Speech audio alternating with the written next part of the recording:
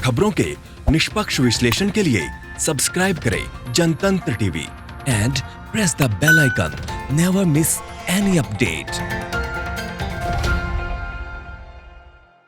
और क्या कुछ प्रभाव पड़ने वाला है, हमारे साथ जुड़ चुके हैं दिल्ली से आचार्य प्रमोद जी। बहुत स्वागत है आचार्य प्रमोद जी हमारे साथ जुड़ने के लिए। आचार्य प्रमोद जी, बताया जा रहा है कि अब ये इस बार का सूर्य ग्रहण कई जगह पर नकारात्मक प्रभाव भी डाल सकता है। क्या करें और कितने बजे से सूर्य ग्रहण लग रहा है, और उससे पहले जो सूतक काल की बात की जाती है वो कब से शुरू हो रहा है? बिल्कुल सही कह रहे हैं दीपाली जी आप। आज रात को दिल्ली के सूर्योदय के अनुसार 10:20 से सूतक शुरू हो जाएगा। और ग्रहण का नियम होता है कि ग्रहण का जो मुख्य टाइम है, समय है, उससे 12 घंटे पहले सूतक शुरू होता है। तो आज रात को 10:20 से सूतक शुरू हो रहा है। और जब सूतक शुरू हो तो मंदिर के पट, दरवाजे ये सब बंद कर दिए जाते हैं। धर्म कर्म पूजा पाठ मन से कर सकते हैं, मानसिक रूप से कर सकते हैं, न कि स्पर्श करके, यानी मूर्तियों को छूना नहीं है और मूर्तियों का स्पर्श नहीं करना, पूजा की कोई सामग्री नहीं छूनी है, जल स्पर्श नहीं करना, माला नहीं छूना है, कोई पुस्तक नहीं लेनी है। तो ये सब नियम होते हैं, इसको ध्यान रखा जाता है। और ये तो सूतक की बात हो गई। अब कल अगर मॉर्निंग में सुबह 10:20 से, ये है दिल्ली के सूर्योदय के अनुसार, बाकी और शहरों पर और स्थानों पर उनका अलग अलग टाइमिंग है, अलग अलग प्रभाव है। तो इस समय जो है, जब ग्रहण का टाइम शुरू हो, उस समय जहां तक हो सके जो साधना करने वाले हैं, साधक लोग हैं, ग्रहण के मुख्य समय में विशेष कामना के लिए कुछ करना हो, उस समय जहां तक हो सके, संभव हो सके, तो कुछ न कुछ अपने उद्देश्य ग्रहण के टाइम पर करना चाहिए। और जब ग्रहण समाप्त हो, यानी 1:48 पर, ये जो आपको टाइम बता रहा हूं, ये सेंट्रल दिल्ली के एनसीआर के अनुसार है।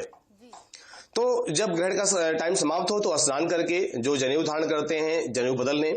भगवान के दरबार की साफ सफाई स्वच्छता कर दें। भगवान को जो मूर्ति स्नान कराने लायक हो, पीतल की मूर्ति हो, चांदी की मूर्ति हो, कांसे की मूर्ति हो, अष्टधातु पंचधातु की मूर्ति हो, उन मूर्तियों का स्नान करा करके दूध, दही, घी, शक्कर, पंचामृत से या सिर्फ गंगा जल से स्नान कराएं। भगवान को पोषण करके और उनको दोबारा आसन में बिठाएं, पूजन करें।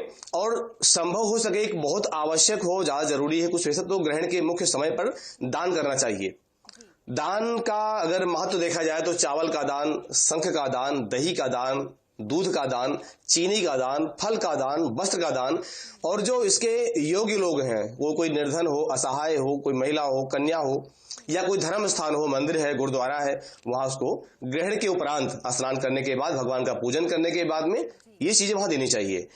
तो इस तरह का जो है औपचारिकता पूरी करनी चाहिए। जी आचार्य प्रमोद जी, अब इस बार लोग थोड़े से यहाँ पर, क्योंकि पिछले कुछ दिनों से चीज़ें ही ऐसी हो रही हैं, चाहे हम कोरोना की बात करें या फिर हम देश की बात करें, तो यहाँ पर चीन की अगर बात करें, तो ऐसे में अगर हम कहें आंतरिक और बाहरी दोनों ही तरफ से फिलहाल भारत जूझ रहा है। ऐसे में क्या ये सूर्य ग्रहण से कोई फायदा होगा या फिर नुकसान होने वाला है? किस तरह से ज्योतिष देख रहे हैं? बिल्कुल, ज्योतिष की दृष्टि से देखा है तो अभी वर्तमान में 6 ग्रह जो हैं वो अपने स्थान से बकरी चल रहे हैं। और आपको बकरी की बात बताऊं तो बकरी मतलब होता है ग्रहों की मंद गति, यानी धीमी चाल। तो इस समय वर्तमान में जो ग्रहण जा रहा है, इसमें जो है मंगल भी अभी मार्गी चल रहा है, बाकी बुध बकरी है, गुरु बकरी है, शुक्र बकरी चल रहा है, शनि बकरी है, राहु केतु ये बकरी है। तो 6 ग्रह बकरी चाल में चल रहे हैं, जिनकी दिशा टेढ़ी मेढ़ी है या मंद गति है। तो इस वजह से जो ये ग्रहण जा रहा है, इसके पहले जो कि चंद्रमा मन का प्रतीक होता है, मन का कारक होता है, चंद्र ग्रहण गया जो कि अदृश्य था। इसके बाद चंद्र ग्रहण आएगा, अदृश्य होगा। तो ये जो आगे और पीछे, यानी सूर्य आत्मा है, सूर्य आत्मा, चंद्रमा मन, तो मन की जो गति है वो लगभग न्यून रही है और आत्मा के ऊपर लगभग अभी ग्रहण लगा हुआ, यानी सूर्य की दृष्टि है। तो इससे ये कहा जा सकता है कि चाहे वो देश हो चाहे विदेश हो, अभी की जो आने वाली कहानी है, जो आने वाली स्टोरी देशों की रहेगी, समय की रहेगी, जनता की रहेगी, वो लगभग ठीक नहीं आने वाली है।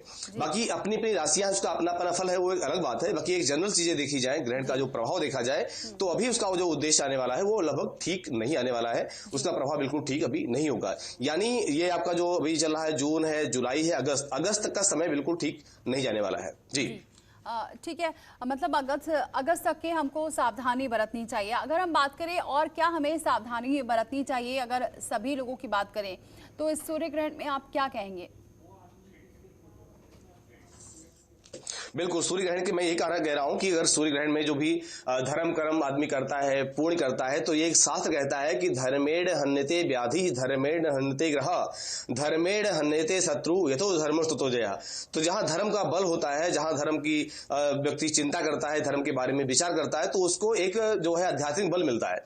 आध्यात्मिक बल मिलने से क्या होता है कि व्यक्ति के जीवन में कैसी भी समस्या हो, कैसी महामारी हो, कैसी बीमारी हो, कैसी संक्रमण हो, धर्म के बल से ये सब बीमारियां, ये सब समस्याएं, ये सब दिक्कतें जो है उनको न्यून होती हैं, क्षीण होती हैं, उनका बल कम होता है। और भगवान कहते हैं कि स्पर्शे स्नानम जपम कुर्याद मध्येश होमम सुरार्चनम मुच्यमानम सदा दानम विभुक्तो स्नान आचरेत। यानी ग्रहण के समय भगवान सूर्य की उपासना करना, चाहे किसी भी कोई भी राशि का व्यक्ति हो, कैसा व्यक्ति हो, किसी व्यक्ति समस्या से ग्रसित हो, परेशान हो, तो भी सूर्य भगवान की उपासना करना, आदित्य हृदय स्तोत्र का पाठ करना, सूर्याष्टक स्तोत्र का पाठ करना, यानी भगवान सूर्य के मंत्रों का ओम घृणी सूर्याय नमः, इस मंत्र का जप करना, ये सब बहुत ही अच्छा माना जाता है। और ग्रहण के टाइम पर कटी हुई सब्जी अगर रखी हुई है तो वो अशुद्ध हो जाती है, उसको दोबारा उपयोग नहीं करना चाहिए, उसको हटा देना चाहिए। ग्रहण काल में ये सब दूषित हो जाते हैं।